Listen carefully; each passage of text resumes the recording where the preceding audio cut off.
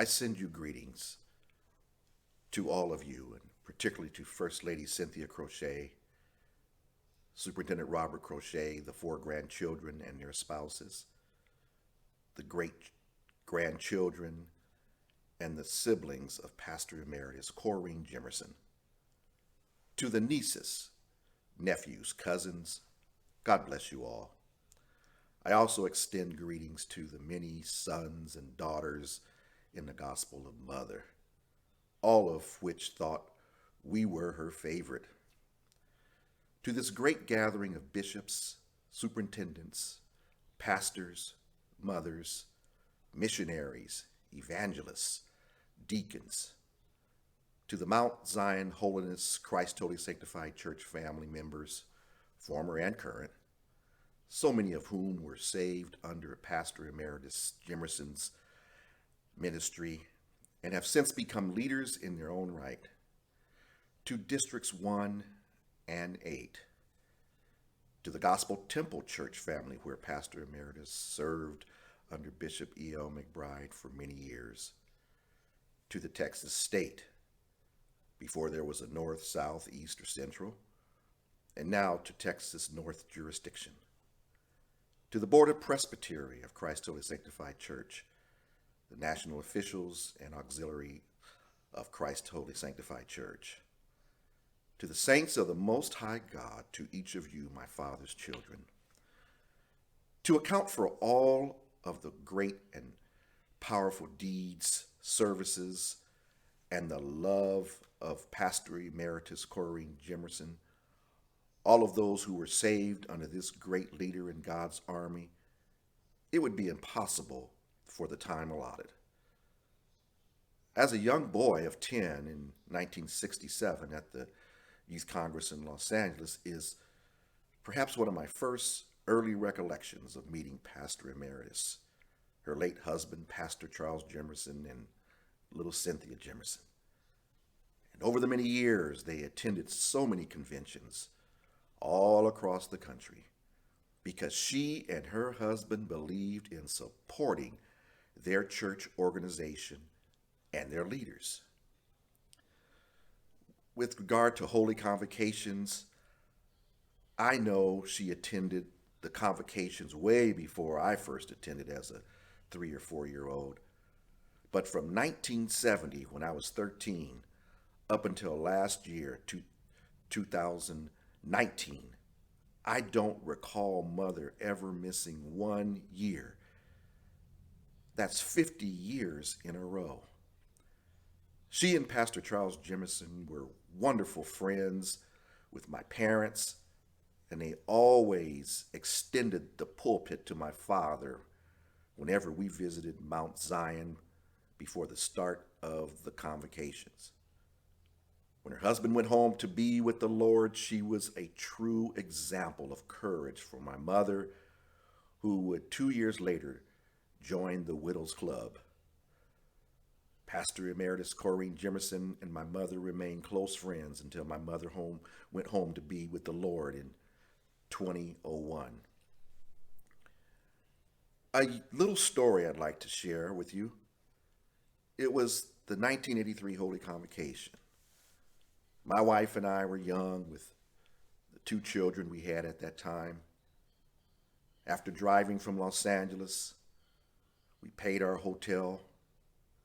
We bought some food for our 2 little children to last for 7 days. We had $60 left. We couldn't even go out to eat with the other young people after the services. We never told anyone, not even my parents. We didn't testify about it. We didn't walk around with sad faces.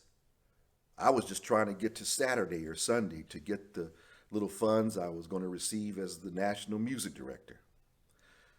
But the Spirit led one individual to slip some money in my hands on about that Thursday of the convention. Brother Robert saw that. I told him the situation, and before I knew it, Pastor-emeritus Jimerson sent some money by him to give to me.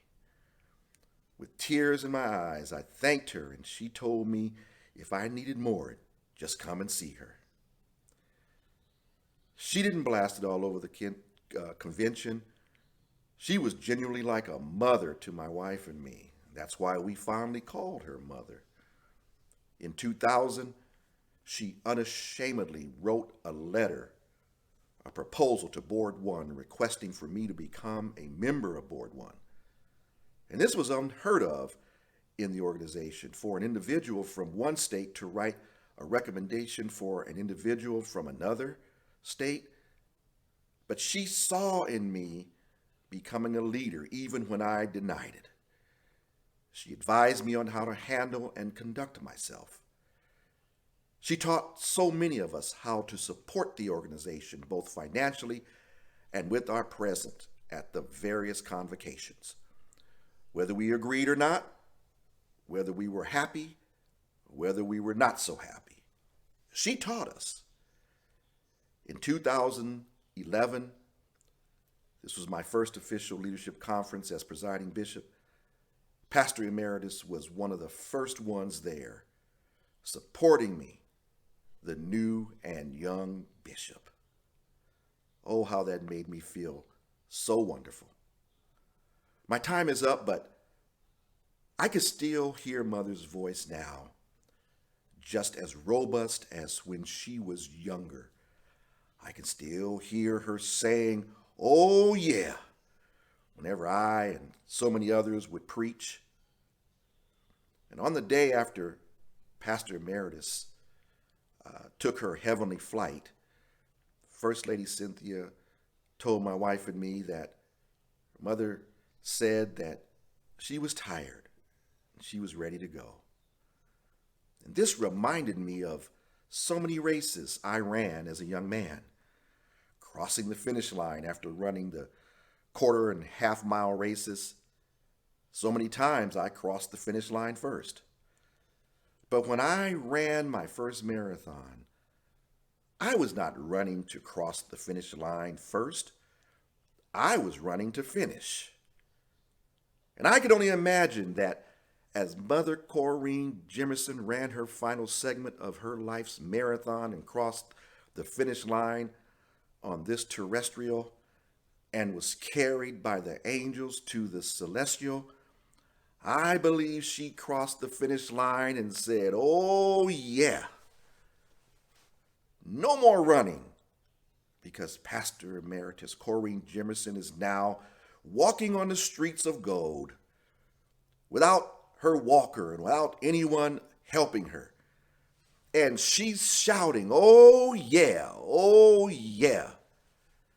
And when she walked in the throne room and beheld God the Father and beheld Jesus Christ, her Lord and Savior, the one who saved her by his grace, saying to her, "Corine Jimerson, well done, thou good and faithful servant.